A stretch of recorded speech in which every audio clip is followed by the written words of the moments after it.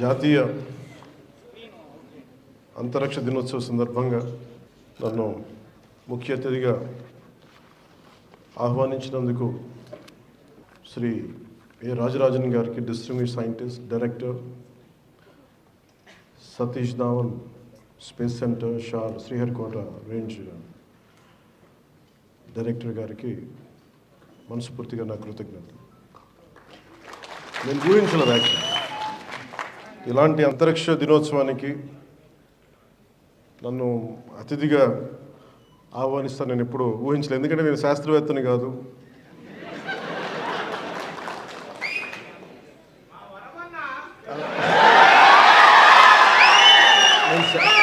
నేను శాస్త్రవేత్తని కాదు.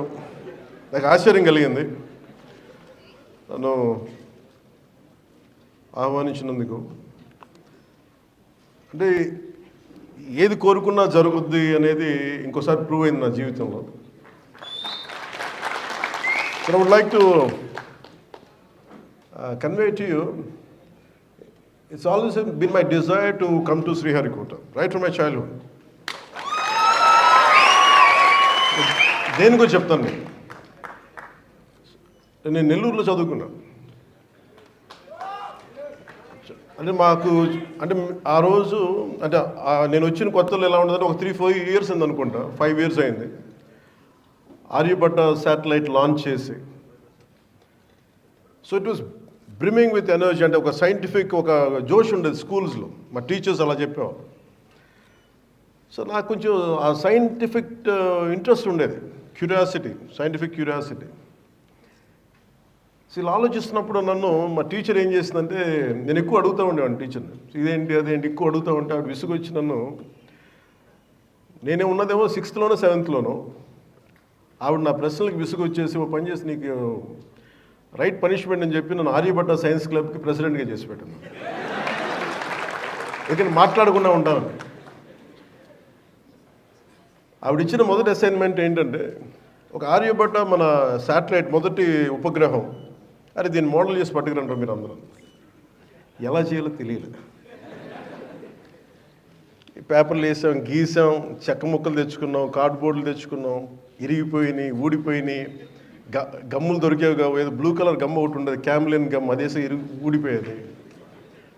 So that set me thinking to make a simple model like Aryabhatta. How difficult it is. Then how come our scientists are able to make it, launch it in orbit? Adi modati prashna. That's how I have a great reverence for our scientists.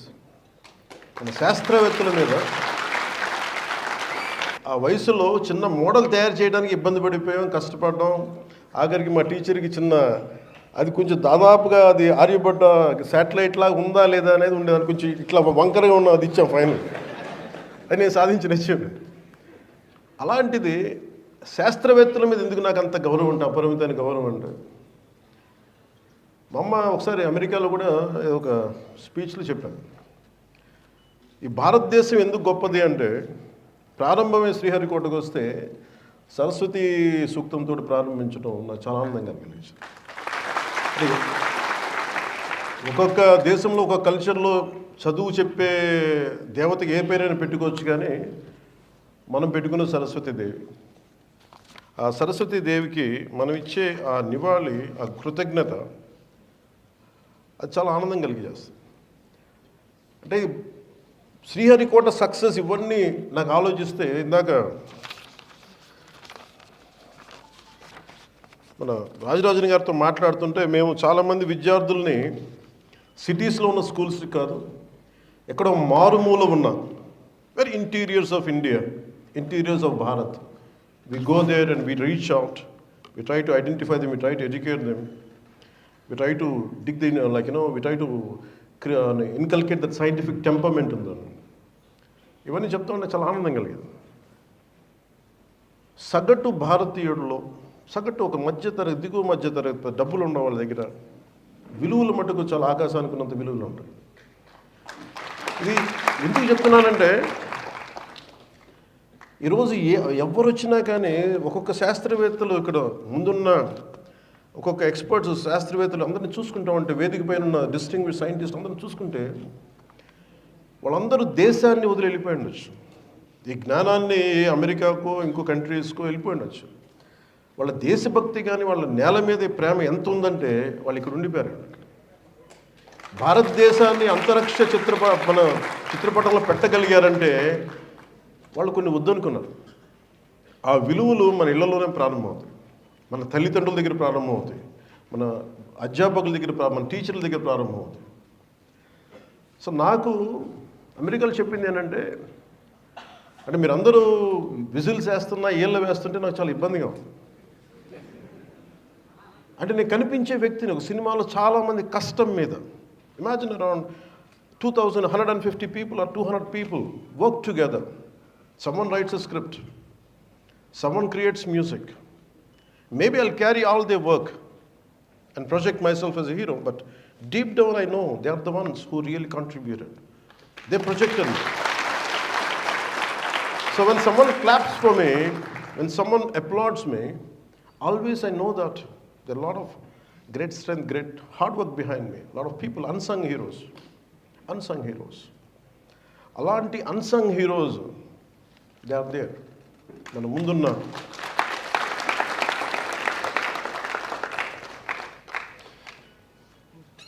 వేదిక పైన distinguish scientist కంటే ముందు I would like to convey my heartfelt regards to unsung heroes who are there. Maybe మీరందరికీ నేను తెలుసు, రేపు టీవీలో తెలిస్తే కానీ భారతదేశ అంతర్జాతీయ మన అంతరిక్ష చిత్రపటాన్ని మనకి ప్రపంచవ్యాప్తంగా తెలియజేస్తుంటే ఇక్కడ వేదిక పైన కూర్చున్న మన వేదిక ఇక్కడ కూర్చున్న అన్సంగ్ హీరోస్, వేదిక పైన ఉన్న హీరోస్ వాళ్ళు ఎవరికి తెలియదు, ఎక్కువ మందికి తెలియదు, ఒక సైంటిఫిక్ కమ్యూనిటీలో తెలుసు. కానీ నాలాంటి వాడికి బాగా తెలుసు వాళ్ళ విలువ. అలాంటి అక్కడున్న ఒక్కొక్కరు డిస్టింగ్విష్ సైంటిస్ట్, ఒక్కొక్కరు launch vehicle integration, ground segment, servicing experts, అసలు ఒక్కొక్కరి గురించి వినే కొద్దీ ఎంత అద్భుతంగా అనిపిస్తుంటే వాళ్ళకి ఎవరికి తెలియదు. మీరు నిజంగా వీళ్ళలో చప్పట్లు కొట్టాల్సిందే వాళ్ళకి.